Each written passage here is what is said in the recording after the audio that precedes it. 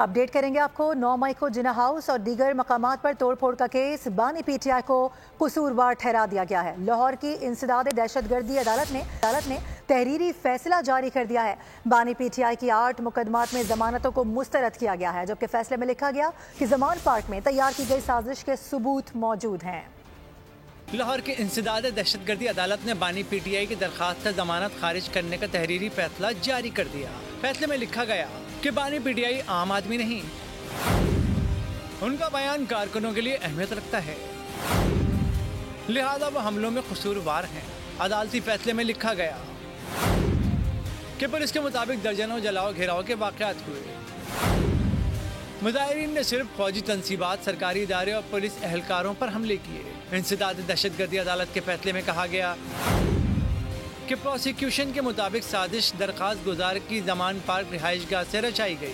عدالت کو بانی پی ٹی آئی کو ضمانت دینے کا کوئی جواز نہیں ملا۔ عدالت بانی پی ٹی آئی کی ضمانت مسترد کرتی ہے۔ انسداد دہشت گردی عدالت نے 27 نومبر کو بانی پی ٹی آئی کی درخواست سے مسترد کی تھی۔ سبسکرائب کریں اور بیل دبائیں تاکہ کوئی خبر رہ نہ جائے۔